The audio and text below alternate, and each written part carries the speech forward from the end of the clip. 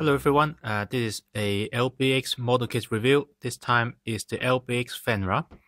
I just showed it that we're going to be reviewing this one before already, but yeah, here it is anyway.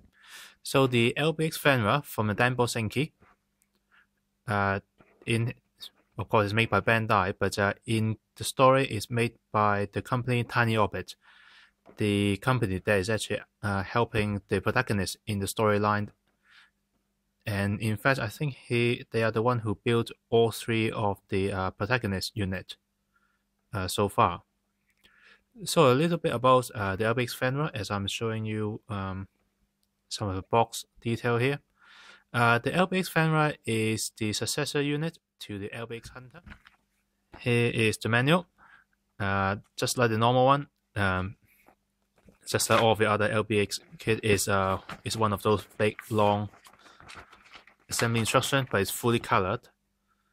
And once again, instead of using A1, A2, A3, B1, B2, B3, they use head number 22, torso number 15, etc., etc., to actually distinguishing the parts. So yeah, and once again, the frame are actually designed to break apart. There is a bit of a manga. In this case, there's only one page. A little bit about Kazu basically drooling over Fenrir when he got it. And halfway through, his friend is saying that, what, are you actually forgetting about Hunter already? He said, of course it's not. I actually got a bag to actually carry my Hunter, and a Hunter, and this Hunter, and this Hunter. And there's more and more of those. Yeah, interesting. Okay, and here is LBX Fenrir, unpainted. So as you can see, the Fenrir is actually pretty grown out in terms of the look compared to some of the other LBX. It also look a bit more evil as well, which does confuse me when I actually watching the show without the subtitle. At the beginning, I thought, why is there villain on the good people on the protagonist side now? And it took me a while to actually figure out, yeah, it's actually just look slightly evil, but it's not actually an enemy kind of character. So once again, it's taken the cue from Hunter, so it's actually using the Strider frame, which is the animalistic type frame. So once again, it got a tail, except now it's a thin and long tail instead of the shorter but bushy tail. His head does look a bit skeletal, but yeah, it does look really, really cool, and I really like some of the interesting take on to almost the GN drive, but probably not. They're probably like a booster pod or something like that on the shoulder, on the knee, etc., etc. Also, the really cool clear green on the back of the arm. There may be energy blade, but I don't think it is, because just like LBX Hunter, LBX Fenrir is designed for long-range combat. So articulation. Let's start with waist. The waist is on unhindered the swivel joint, so you can turn 360. The head is on the ball joint, and the neck is actually a polycap ball joint as well. So two ball joint together means it can actually go up and down a little bit and turn.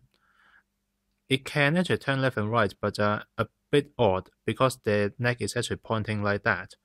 So he actually look more like upward than left and right. But yeah, it's unhindered. The shoulder is a ball joint, so it turns 360. The shoulder is on its own swivel joint, so it go up and down to help move out of the way. And at the top of the shoulder is another swivel, so add together they can go up by about this much because the shoulder armor is too big. Underneath the shoulder is swivel joint, so you can turn 360 there. Joint at the elbow, it doesn't actually come out like the LBX Emperor, so it only bend up to about 90 degrees, but it's enough in most cases. Once again, the hand is on the ball joint, so it actually turns 360 and wiggle as well.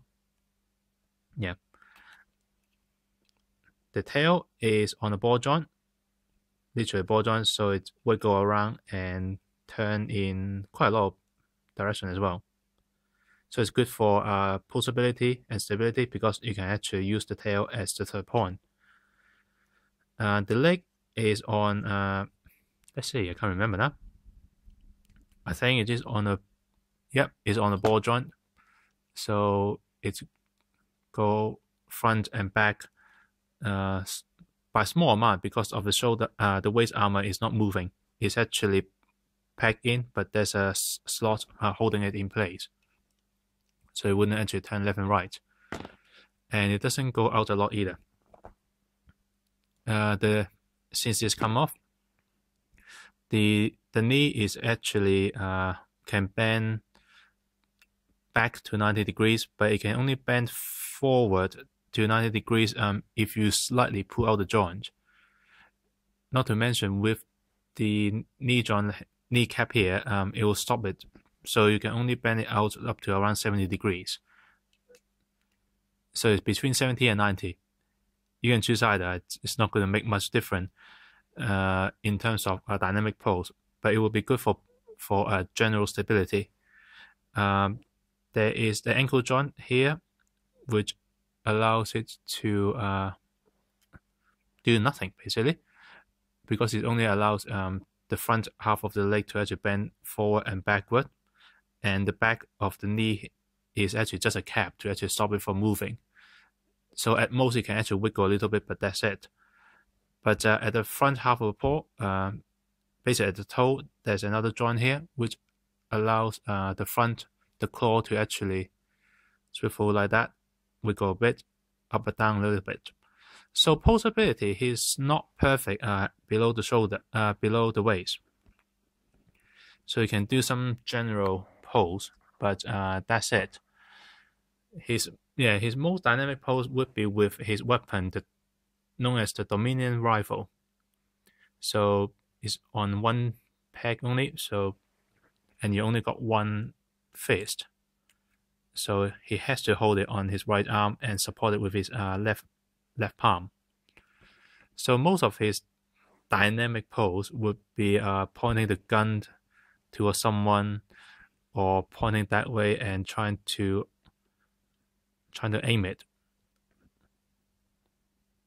But because of the quite a wide range of articulation for the top half of his body, he can actually do pretty good aiming pose. Things like that. With the head tilted, he can actually look more or less down the barrel really well. Something like that. So that's more or less it for the Unpainted, for the kit Unpainted, and the video introduction of the box. And it's about 12 minutes already. So I will end it here and jump to the painted review on the next video. So see you then.